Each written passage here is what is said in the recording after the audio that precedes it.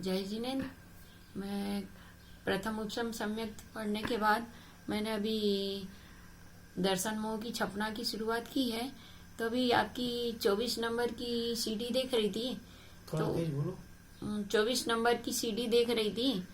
तो उसमें आपने फिर वही बात कही कि अज्ञानी की कर्म ने जरा एक समय पर अवधि होती है। वो तो सही बात है, एक समय में। और ज्ञानी की प्रति समय असंख्यात गुणी निर्जरा होती है। तो बात तो सही है, लेकिन आपने आगे ये बोला कि व्रत तप करके लोग खुश हो लेते हैं कि मैं मोक्ष मार्ग में बढ़ रहा हूँ, लेकिन उनको थोड़ा सा पुण्य लग जाता है जो अनाधिकार से हम पुण्य कमाते आए हैं, और उससे होना जाना कुछ नहीं, कुछ समय का पुण्य कुछ समय का पाप। तो मेरा दिमाग में ये बात घूम रही है कि फिर ज्ञानी आप किसे कह रही हैं? ज्ञानी कौन हुआ? जब जैसे कि सर्वार सिद्धि के देव हैं, वो तो 33 सागर तक सिर्फ तत्व चिंतन करते रहते हैं। तत्व चर्चा के अलावा उनके पास कोई काम ही नहीं। 33 सागर तक जब तत्व चर्चा करते हैं, तत्व चिंतन करते हैं, फिर भी चतुर्थ गुण स्थान से ऊपर तो नहीं उठ सकते। उनका फिक्स है चतुर्थ गुण स्थान। और चतुर्थ गुण स्थान में तो कोई, आपने जो बताया, संख्या गुण श्रेणी निर्जरा होती नहीं, क्योंकि वहां गुण श्रेणी बनती ही नहीं है। तो आप जो कहती रहती तत्व चर्चा करो, तत्व चर्चा करो, और तत्व चिंतन से विशुद्धि बढ़ेगी, तो असंख्यात गुणी कर्म निर्जरा होगी। कैसे होगी? अब वो तो 33 सागर तक मात्र तत्व चिंतन ही करते, और कुछ करते ही नहीं है, फिर भी नहीं होती है। आप भी 40 साल से लब्धि सार छपना सार पढ़ा रही हैं, द्रव्यानुसार। और यदि मैं कहूँ तो मुझे भी लब्धि सार छपना सार लगभग रट सी गई है, याद हो गई है, और द्रव्यानुयोग के ग्रंथ भी सब समझ में आ गए हैं। लेकिन क्या सिर्फ समझने से, कोरे समझ लेने से और इनकी जानकारी मात्र प्राप्त कर लेने से, यानी केवल रटा नहीं है, अच्छे से समझ लेने पर भी क्या ज्ञानी की संज्ञा में तो नहीं आएंगे? तो ज्ञानी की संज्ञा के लिए जो पहली शर्त होती है कि मुनि व्रत धारण करें। जब तक रत्नत्रय धारण नहीं करेंगे, तब तक तो ज्ञानी का शुरुआत ही नहीं होती है। तो फिर बार बार इस बात को जो आप कह रहे हैं कि ज्ञानी के होती है, और आप खुश हो रही कि 2-4 लोगों को ही होनी है, सब बेवकूफ जैसे व्रत तप नियम करके खुश होते रहते हैं। तो व्रत तप नियम तो मुनि ही कर रहे हैं, बाकी तो जनता है जो नहीं समझ रही, तो व्रत तप भी कोई ऐसा नहीं करे, उनका व्रत तप भी नहीं कहलाता। और मुनियों में, वर्तमान मुनियों में तो मैं देखती हूँ कि दीपक लेके ढूंढोगे तो कोई ऐसे मुनि मिलेंगे जिनको आपके लब्धि सार छपना सार का या द्रव्यानुयोग के ग्रंथों का ज्ञान न हो। आज तो लगभग प्रत्येक मुनियों को इसका ज्ञान है, और वो जो ज्ञान प्राप्त करना चाहते हैं उन लोगों को वो स्वाध्याय कराते भी हैं और देते भी हैं। तो ऐसे में जो व्रत तप ज्ञान सहित, यानी ज्ञान भी प्राप्त कर रहे हैं हमारे यहाँ, इसका ग्रंथों का, मूल ग्रंथों का जो आचार्यों ने दिए हैं, कुंद आचार्य ने, उनका वो भी कर रहे हैं, स्वाध्याय भी कर रहे हैं, और निरंतर अपने आत्मा को शुद्ध बनाने में लगे हुए हैं।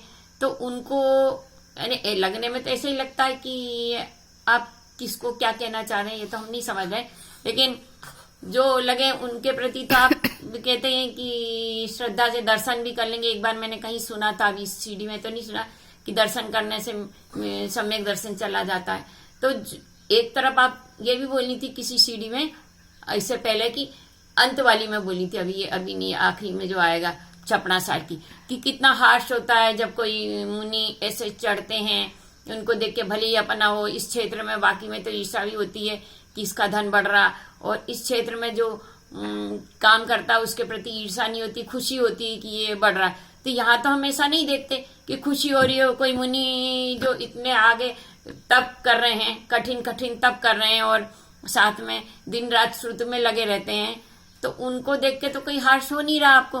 तो फिर कैसे सोचेंगे? क्या कल्पना में जो मुनि हैं उनको देख के हर्ष करते हैं? यानी किसके हर्ष करते हैं? किताब में पढ़ के आप कह रही हैं कि हर्ष होता है जब ऐसा देखते हैं किसी को चढ़ते हुए, उनके गुणों को देख के। तो यहाँ तो आप ऐसा तो कुछ दिख नहीं रहा है।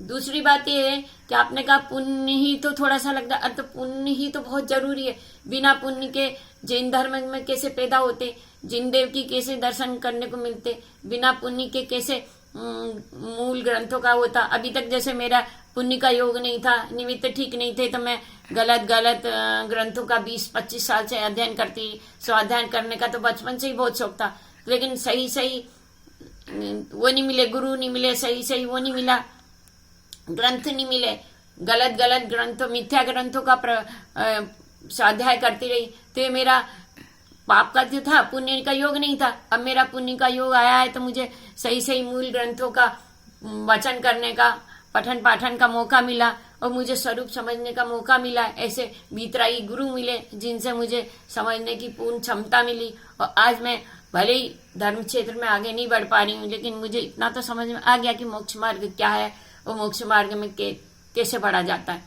तो आप कह रहे हैं कि उससे थोड़ा सा पुण्य मिल जाएगा। व्रत तप करने से ये वाला पुण्य ही तो मिलेगा कि हम आगे मोक्ष मार्ग के लिए हमको पुण्य मिलेगा। कोई वो व्रत तप करके वो वाला पुण्य तो कि धन संपत्ति मिल जाए तो वो तो मूर्ख है, उनको मिलता भी नहीं है कोई इतना पुण्य। जो ये सोच के करते हैं कि हमको तो धन संपत्ति मिल जाए, घर गृहस्थी का कुछ मिल जाए, तो वो तो मूर्ख है और उन्हीं को के लिए ऐसी शब्द कह सकते हैं।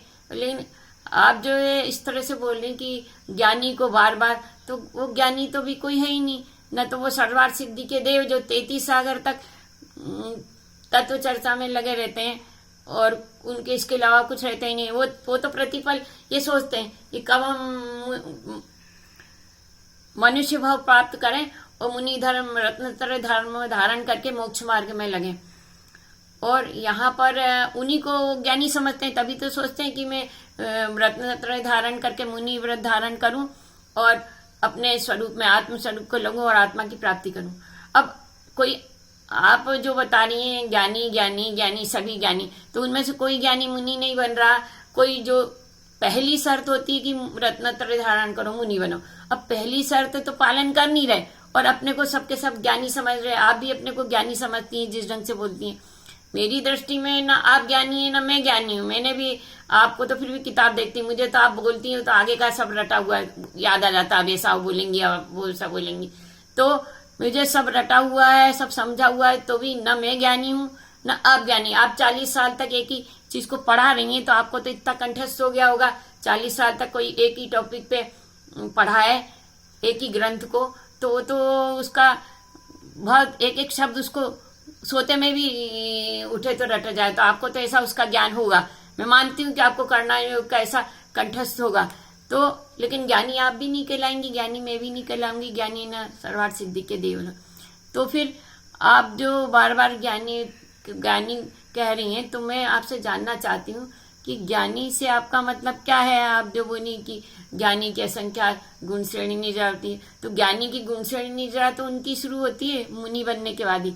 देश व्रती जो होते हैं उनको भी गुण श्रेणी निजरा होती है, और बहुत मात्र थोड़ी सी होती है, एक देश गुण श्रेणी निजरा होती है उनकी। तो यदि कोई व्यक्ति ज्ञानी, तो हम उसको मानेंगे जो फौरन जैसे ही उसको ज्ञान प्राप्त हुआ वो सब छोड़ छाड़ के, घर छोड़ छाड़ के भग देगा, पत्नी बच्चे सबको छोड़ देगा, ये सब प्रथा है, तो वो ज्ञानी है। कि ज्ञान प्राप्त हुआ और उसको फौरन लगा कि ये सब बेकार है, घर बेकार है, द्वार बेकार है, पत्नी वो बच्चे सबसे उसकी रुचि हट जाती है, वो फौरन वस्त्र त्याग के मुनि बन जाता है। वो कहता मेरे को तो अब यही काम करना है, जितना मेरे को आत्मा की प्राप्ति हो जाए तो हो जाए, नहीं तो मैं तो उसी को पता। तो वो ज्ञानी है। जो कुछ ज्ञानी बनने के लिए बात कुछ आप जो बार बार कहेंगी आत्मा में लगो ज्ञानी है, तो उसके लिए भी कोई पात्रता होती है कि नहीं होती है? कि चारों ओर घिरे हुए सबसे अपन राग की संयोगों से जुड़े हुए, और आप मान लोगे कि मेरे को तो हो रहा है, तो आपके कहने से या हमारे आसपास में जो पंडित प्रतिमाधारी भी रहते हैं उनके कहने से मैं नहीं मान लूंगी कि वो मोक्ष मार्ग में बढ़ रहे हैं। मोक्ष मार्ग में बढ़ना मोह छूटा उसी का दिखता है जो छोड़ छाड़ के चला जाता है, जो बस सब द्रव्य से, पैसों से, बच्चों से सबसे चिपटाए हुए बैठा है। और क्या कि मेरे को तो रोज 10 घंटे सामायिक होती है और मैं आत्मा में लीन हो जाता हूँ। और तो ये कोई मानने वाली बात नहीं है, नहीं उसमें कुछ सत्यता है। जिसको ज्ञानी होता है वो फौरन छोड़ देता है, वो 1 मिनट की क्षण मात्र में छोड़ देता है। उसको जैसे ही होश आता है कि ये सब मुझसे दूर है, मैं इनसे पृथक हूं, तो वो ज्ञानी होता है, जिसे ये ज्ञान हो जाता है ये सब मुझसे पृथक है, मैं पृथक हूं। मैं जब आत्मा से ही पृथक हूं तो ये मेरा शरीर से ही पृथक हूं, तो फिर मेरे को इन सब लोगों से क्या लेने देता। तो ज्ञानी असल में वो कहलाता है। आप खुश हो रहे हैं कि ज्ञानी के कुछ चंद लोगों को ही मोक्ष होता है, और जो अज्ञानी होते हैं वो तो एक समय में एक ही समय प्रतिबद्ध उनको होता है निर्जरा। तो ये जो आप कह रही हैं तो मन को अखरता है, और आपकी बात कुछ समझ में नहीं आती है। एक मिनट चालू मतलब ये है कि आप जो है ज्ञानी की ये जो बात कहती हैं तो इसको क्लियर करिए। अब भी जब आप बोले तो आप किसको ज्ञानी कह रही हैं, ज्ञानी से क्या मतलब है, ये सिद्ध करना चाहिए। जब आप पढ़ाती हैं तो उस वक्त सिद्ध करिए कि ज्ञानी वो है। इसलिए हम लोगों को धर्म क्षेत्र में आप कहती हैं क्रिया करने से क्या होता है, बाहर क्रिया से क्या होता है, तो ये कुछ आपकी बात समझ नहीं आती, आप इसको क्लियर करके बताइएगा। जय जिनेन्द्र दीदी, आगे से